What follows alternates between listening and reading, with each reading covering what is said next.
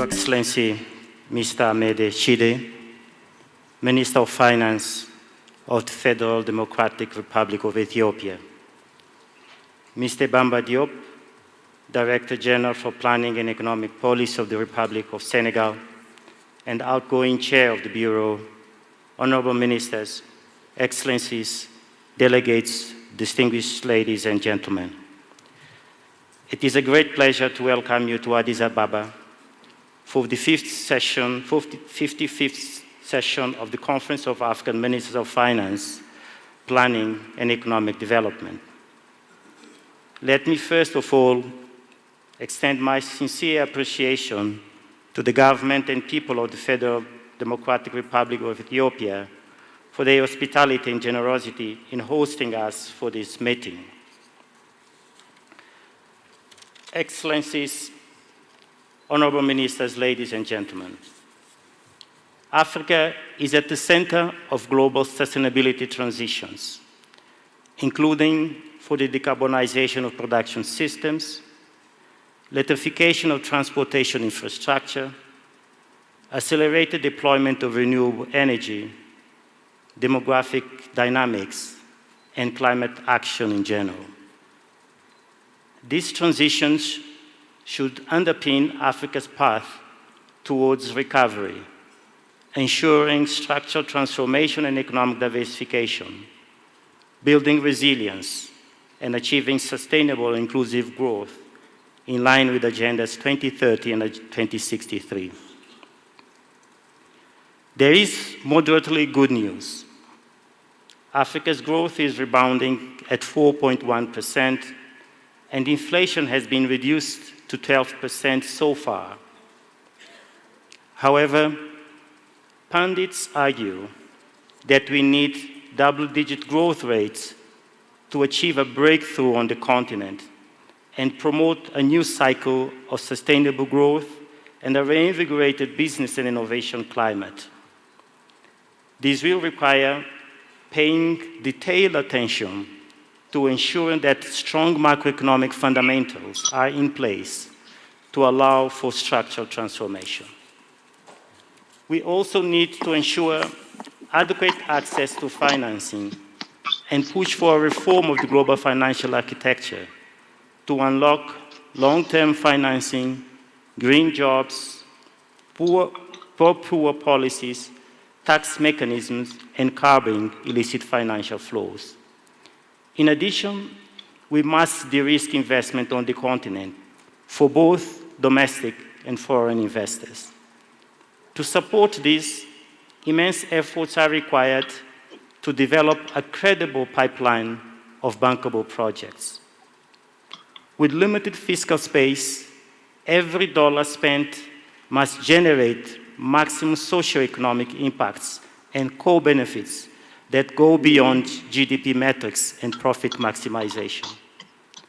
And no one should be left behind. It is for this reason that this year's theme, Fostering Recovery and Transformation in Africa to Reduce Inequalities and Vulnerabilities, is so pertinent. Indeed, poverty and inequality were already significant in Africa before the recent global crisis. These overlapping crises are worsening and often already dire situation and are threatening to reverse 2 decades of hard-won progress. We are now facing a future where the total population of poor and non-poor who face the risk of falling into poverty in Africa is nearly 695 million people. Worse yet, those hardest hit are the ones who recover the slowest. Getting back on track could take years if urgent action and coordination is not taken at the global, regional, and national levels. We need to adopt measures to mitigate economic and social vulnerability, reduce economic inequality, foster inclusive and resilient growth, and accelerate poverty reduction in Africa. This will require an innovative people-centered development model that seeks to integrate poverty and inequality reduction into national and regional development strategies. To strengthen social compacts, we need to improve the quality of multi-stakeholder dialogues and participation in policy and decision-making. We need a social state. We need to improve our understanding of the political economy of change and how to use behavioral incentives and nudges to achieve our strategic goals. We see the existential threat climate change continues to pose to countries, yet the financing available to African countries to combat climate change and ensuring a green recovery is insufficient and inadequate. But leveraging green finance to accelerate the possibility of green recovery can be within reach. Equally, to strengthen preparedness for future shocks, charting a path of structured development that is fair and responsive to people's needs, with sustainable industrialization and the African Continental Free Trade Area Agreement playing catalytic roles is imperative. As indicated earlier, we must ensure that CFTA is leveraged to bridge the inequality and vulnerability gap while fostering recovery and transformation in Africa. Excellencies, honorable ministers, distinguished ladies and gentlemen, leaving no one behind should not be a choice for us, especially not when we are presented with innovative opportunities to reverse our current trajectory. However, success is dependent on doing business unusual. The ongoing perma-crisis calls for intentionally bold and disruptive approaches. We must also apply precision in our investments. To this end, we must invest more in generating detailed growth diagnostic studies to determine the national value proposition and comparative advantage of our countries, which will support their specialization and integration in regional value chains. We must also leverage skills gaps assessments to better align supply and demand between our education systems and societal and market needs, employ trade decision support models to determine where our best export destinations are, and utilize GIS-enabled hotspot analysis of economic opportunities to better understand where our policy actions and investments, including in infrastructure, will generate the greatest impact. We need an integrated, coherent, as complete as possible toolkit to support Africa's structured transformation, a supportive ecosystem for transformational change. This must be intergenerational. We need to control the narrative on our trajectory to sustained development. In doing all of this, we cannot overlook the financial challenges that we face, a point that we've been making again and again and again. For this, we'll need to accelerate the development of our domestic and regional financial markets to raise the required revenues for development. As Ministers of Finance, Planning and Economic Development, we recognize that your job is not easy, and balancing between competing needs will always be a challenge. However, we have a number of transformational opportunities that with the right scale and speed will give us a chance to bring the implementation of the SDGs and Agenda 2063 back on track. Excellences, Mesdames et Messieurs les ministres, Mesdames et Messieurs, à la CEA, nous sommes prêts à aider nos États membres à exploiter le potentiel de ces domaines en vue de la prospérité de l'Afrique. Par exemple, en ce qui concerne le financement durable et l'action climatique, nous savons que la vente des crédits d'émissions carbone pourrait rapporter à l'Afrique un montant colossal de 82 milliards de dollars des États-Unis d'Amérique. Ce n'est pas la panacée, mais elle permettrait d'accéder à des sources de financement jusque-là inexploitées et de promouvoir l'industrialisation durable et la diversification économique. C'est la raison pour laquelle la CEA travaille avec les pays qui souhaitent enclencher un processus de certification et d'accréditation carbone afin d'accéder au marché du carbone. Nous avons également élaboré, en collaboration avec la Commission du bassin du Congo, un protocole harmonisé et une boîte à outils visant à encourager un suivi, une vérification et une déclaration cohérente de la réduction des émissions de carbone. À la réunion des comités des experts, j'ai souligné la position centrale de l'Afrique dans l'édification d'un avenir énergétique propre, car le monde, en quête de faibles émissions, exige davantage de ces minéraux verts tels que le lithium, le cobalt et le nickel. Conformément au projet Afrique Extraction Minière, la vision minière africaine, notre objectif est de permettre à l'Afrique de dépasser le stade d'extraction de ces ressources. Nous avons déjà commencé à agir avec la République démocratique du Congo et la Zambie, où un accord a été conclu pour développer la chaîne de valeur des véhicules électriques à batterie. Je suis content de vous informer ici que le 28 de mars, on aura signé un accord avec le C2 gouvernement pour lancer l'étude de préféasibilité pour la construction de cette zone économique exclusive qui va habiliter la fabrication des batteries. Grâce à la création de la zone économique spéciale, cette chaîne de valeur permettrait d'exploiter un marché d'une valeur de 7 700 milliards de dollars des États-Unis d'Amérique d'ici 2025 et de 400 000 milliards de dollars d'ici 2050.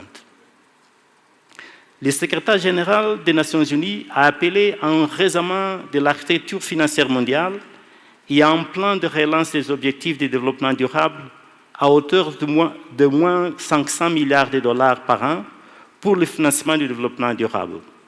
Aujourd'hui, ce matin, nous avons eu un petit déjeuner de travail pour discuter la question de la réforme du système de l'architecture financière mondiale. L'action de la CEA avec le groupe de travail de haut niveau de l'Afrique sur l'architecture financière mondiale, dont vous êtes des membres éminents, viendra assurément en complément de la mission du secrétaire général.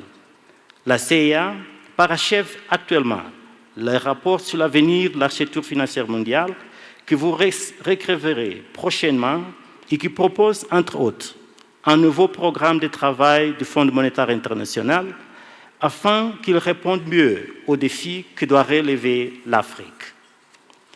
S'agissant du commerce et de la diversification économique, la mise en œuvre accélérée de l'accord portant la création de la zone de libre-échange continentale africaine reste l'un des plans de relance les plus crédibles d'Afrique. Nous continuons à soutenir l'élaboration et l'application des stratégies nationales relevantes à la ZLECAf, en collaboration avec la Commission de l'Union africaine, le secrétariat de la ZLECAf et les principaux partenaires. En outre, notre e-guide, la CEA, présente certains des outils que nous devons employer pour lutter contre la symétrie d'information et créer des conditions équitables en matière de possibilités d'investissement et de marchés publics, entre autres. Cette démarche, associée à des programmes intelligents de renforcement du contenu local et des capacités des fournisseurs nationaux, est essentielle pour créer en Afrique des petites et moyennes entreprises compétitives au niveau mondial et donc des emplois décents, en particulier pour les jeunes. Excellences, Mesdames et Messieurs les ministres, Mesdames et Messieurs, distingués délégués, nous venons de vivre des mois d'intenses activités en Afrique et ailleurs sur lesquels nous devons nous pencher pour nos travaux à venir.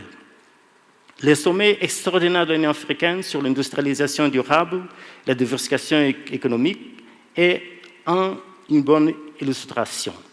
Le sommet a mis l'accent sur la nécessité impérieuse du développement industriel en vue de la diversification économique, de la création de valeurs ajoutées et de la transformation structurelle comme source essentielle de la croissance économique soutenue.